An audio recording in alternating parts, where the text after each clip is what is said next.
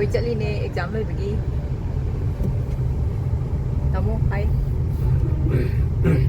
ana thau di si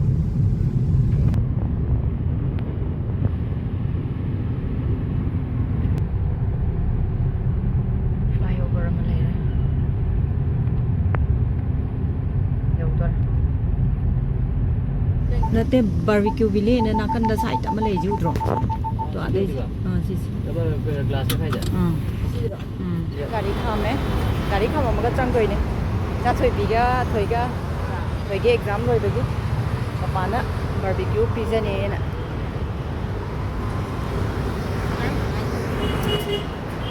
barbecue ville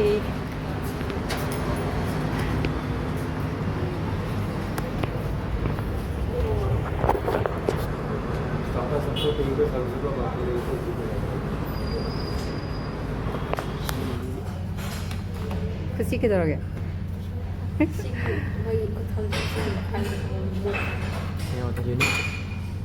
अभी थमने में आना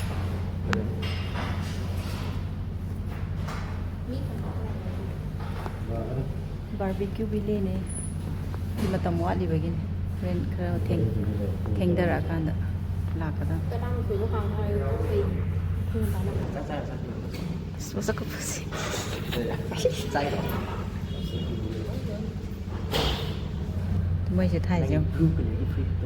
people who love to eat are always the best people ne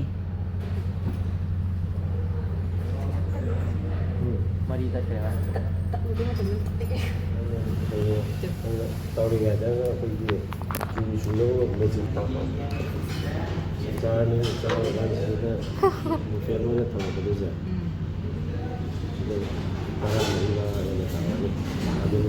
pani puri ke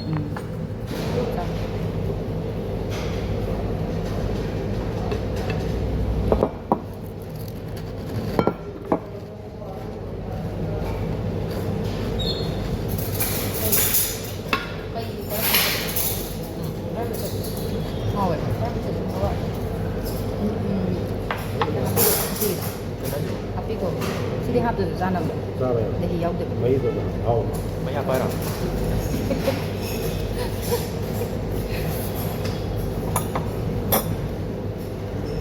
Kay baju na tak? bori mari nya paneer Sise kari na ba? paneer bori ne ba bori Bori. Natu gama sina kari. paneer nga kana kari ba dito Mushroom lo. mushroom Không được á, mushroom lo to. Makha da.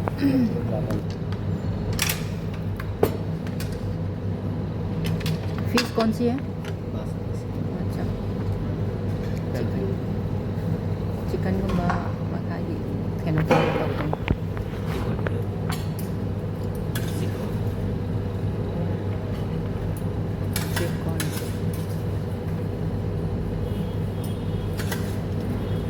mới hay nhiều người hay chứ hay có Serving je. Kano sa pakot pa to ko ja. mới hay Hay re ba mai da nam ta.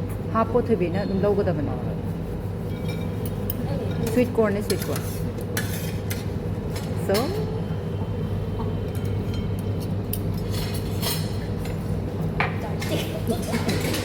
trời thì under dai dahi ga puri. không có mấy hộp này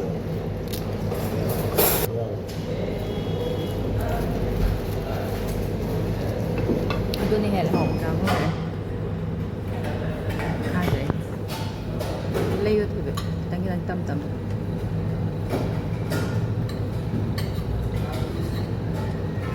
Lấy lấy. Chán.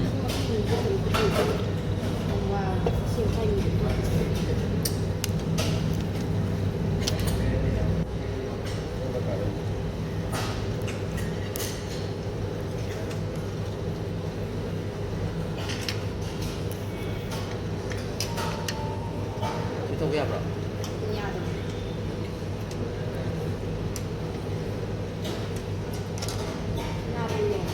Ha.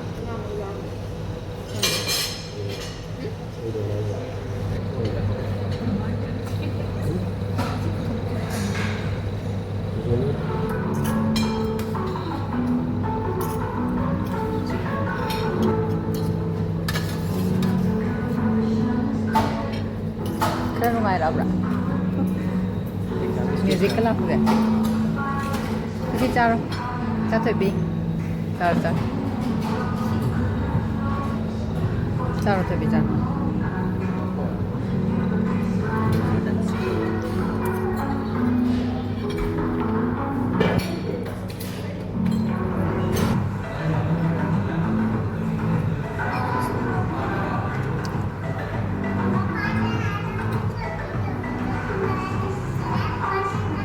Mushroom.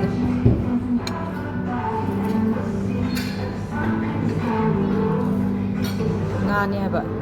Nga barbecue ni sat pa tuloy tagre ken gere haba.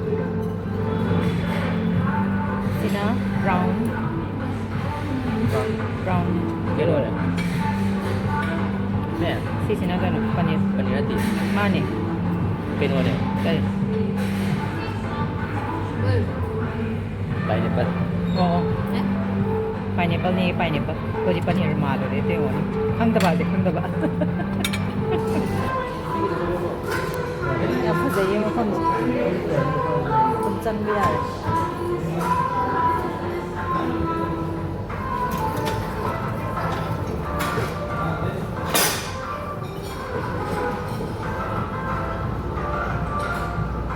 ꯑꯩꯈꯣꯏꯅ ꯐꯝꯃꯤꯁꯤꯅ ꯃꯤ ꯃꯔꯤ ꯒꯤ ꯑꯁꯣꯝ ꯅꯥꯀꯟꯗ ꯐꯝꯃꯤꯕꯁꯤꯅ ꯑꯁꯣꯝ ꯅꯥꯀꯟꯗ ꯊꯥꯔꯤꯁꯤꯅ ꯃꯤ ꯈꯔ ꯇꯔꯨꯛ ꯁꯨꯕ ꯒꯤ ꯑꯣꯏꯗꯣꯏꯕ ꯇꯔꯨꯛ ꯅꯤꯄꯥꯟ ꯈꯤꯇꯪ ꯃꯤ ꯌꯥꯝꯈ꯭ꯔꯒꯗꯤ ꯁꯣꯝꯗ ꯐꯝꯅꯅꯕꯅꯦꯕ ꯑꯩꯈꯣꯏꯅ ꯁꯤꯒꯤ ꯔꯣꯁꯤꯗ ꯐꯝꯃꯤꯕꯁꯤꯅ ꯃꯤ ꯀꯩꯅꯣ ꯈꯛꯇ ꯑꯣꯏ ꯃꯤ ꯃꯔꯤ ꯑꯩꯈꯣꯏ family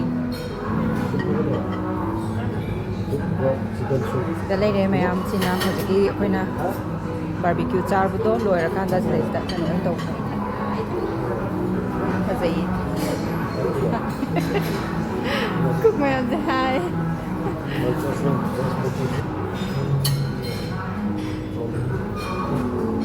Yam hapuno. Yam hapuno. Ay di adum kano tor. Alu. Chao kai tor ge amam. Thôi em ăn ngậu. Sisina paneer rồi đấy nhé, paneer. Green gì cho paneer rồi? Được rồi. Green gì cho paneer rồi?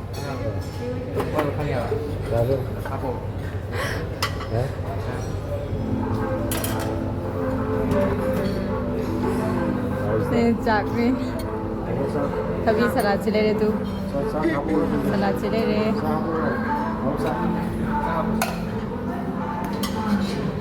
자 토비기 토비 칼리 그 닫아가 놓고 토비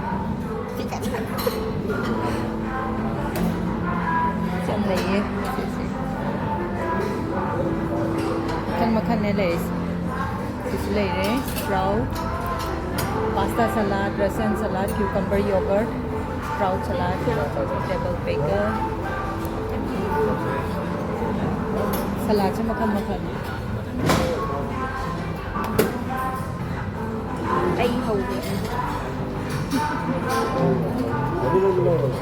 ay carrot onion cucumber beetroot potato chips yaw ito thobi beetroot peanut ka ham ko yang on oh what is this biryani chicken dum biryani hai je to Running there. I love roti. याम जो ने जैसे एक मसाला से हम करो एक मसाला हम करो से हम करो इस कुंदन फिश करी एक मसाला है Lemon lorga. लौड़ा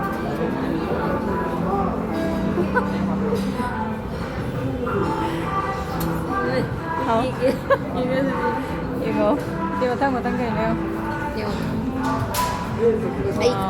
This is na chicken do piyaza hai dhaba ko.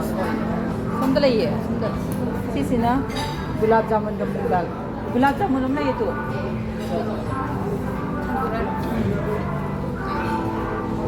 Egg hao. Janing di mana? Janing di.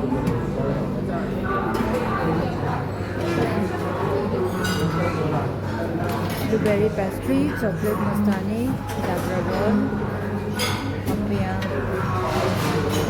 ꯑꯗꯨꯝ ꯑꯍꯥꯎꯕ ꯉꯥꯛꯇꯅꯤ ꯌꯥꯎꯔꯤꯁꯤꯡꯁꯦ ꯑꯍꯥꯎꯕ ꯉꯥꯛꯇꯅꯤ ꯃꯈꯜ ꯃꯈꯜ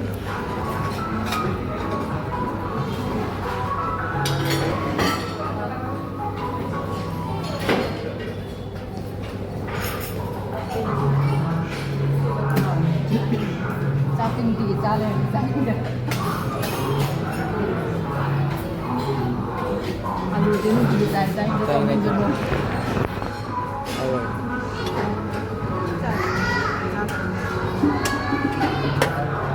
Apa ya? Banyak. Enggak. Healthy diet. Biryani.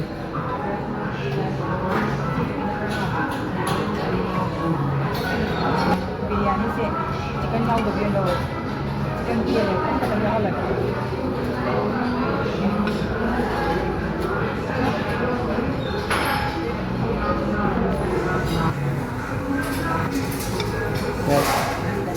से हलवा देखिए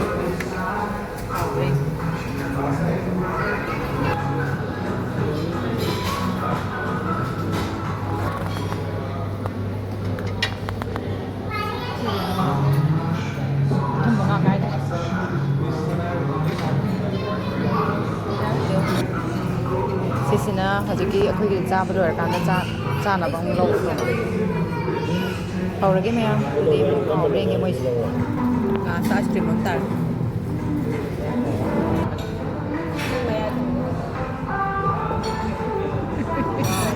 पाइसे ना कहीं जिंजर मिट सुमाइन तौदना थोकले मैम अखोई चारगा हजिक नाइट व्यू ने सिसिनिको ma'am Barbecue Ville Unlimited Live Grill Buffet ice. This is Nashik ka lay ko. Nashik ka lay ba ako ano na lay ba na adun yung beer on site. Sa ba ka mo haw ba. Oy sure makal mathe. Sure sa piyay. After a long time. This is that. Sa ba sang ma'am कहीं exam की stress ma'am Coke से चाकना तुम याद तौरबने feel free होरगे थोड़ी